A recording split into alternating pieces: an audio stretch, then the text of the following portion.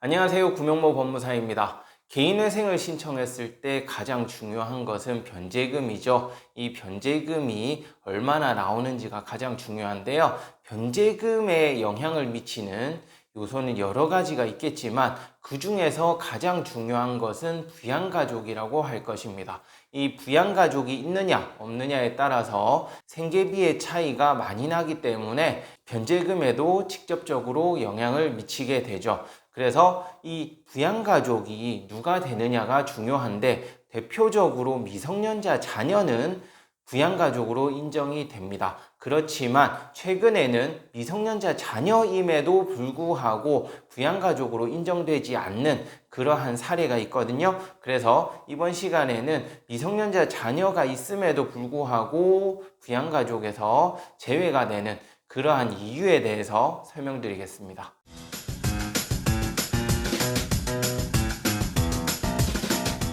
부양가족에는 대표적으로 미성년자 자녀가 있다고 했죠. 그리고 부모님도 부양가족이 될 수 있고 사실 친인척도 예외적으로 부양가족이 될 수는 있는데 극히 예외적인 경우이고 부모님이 부양가족이 되기 위해서도 여러 가지 조건이 필요합니다. 아무런 조건 없이 부양가족에 인정되는 것은 미성년자 자녀밖에 없다고 알겠는데요. 이 미성년자 자녀의 경우 과거에는 미성년자이기만 하면 기간 제한 없이 부양가족으로 인정이 되었어요. 그렇지만 최근에는 이 자녀가 고등학생인 경우, 특히 고등학교 2학년이나 3학년인 경우에는 부양가족으로 인정은 하지만 부양가족으로 인정받는 기간에 제약을 두고 있습니다. 이 제약을 두는 이유는 비록 자녀가 미성년자라 하지만 고등학교를 졸업하는 시점부터는 부양가족으로 인정하지 않는 것이 실무의 예거든요. 그렇기 때문에 만약에 자녀가 고등학교 2학년이다. 그리고 고등학교 졸업하는 시점까지 약 1년 6개월 정도 남아있다. 이렇게 가정했을 때는 개인회생을 신청하게 되면 과거에는 고등학교 2학년이라 하더라도 개인회생하는 기간 3년 동안 그냥 그대로 부양가족으로 인정을 했지만 최근에는 고등학교 졸업하는 시점인 1년 6개월간은 부양가족으로 인정을 해주고 1년 6개월 이후 고등학교 졸업하는 시점 이후에는 부양가족에서 제외를 하도록 그렇게 보정 공고가 내려오고 있어요. 이에 따라서 1년 6개월간은 변제금이 적게 나오다가 1년 6개월 이후 고등학교 졸업한 이후부터는 변제금액이 중간에 늘어나는 그러한 일이 발생하고 있습니다.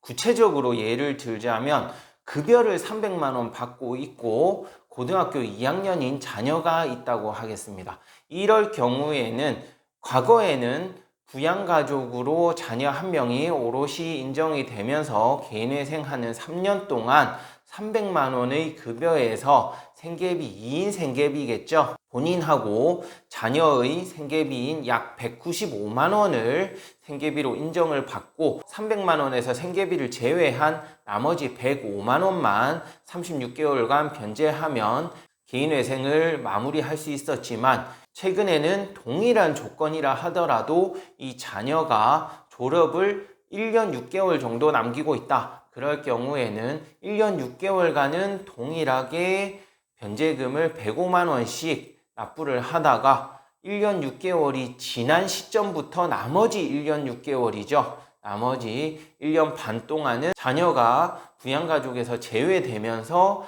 생계비는 195만 원이 아닌 116만 원으로 줄어들게 되고요. 그에 따라 자연스레 변제금액은 184만 원으로 상승하는 효과가 발생합니다. 따라서 과거에는 3년간 105만 원씩만 갚으면 그대로 면책결정까지 받을 수 있었지만 최근에는 이렇게 중간에 변제금액이 상향되는 그런 일이 발생할 수 있으니까 충분히 알고 계시고 개인회생을 준비해야 되겠습니다. 네, 이번 시간에는 미성년자 자녀가 있음에도 부양가족으로 인정을 받지 못하는 그러한 이유에 대해서 설명드렸는데요.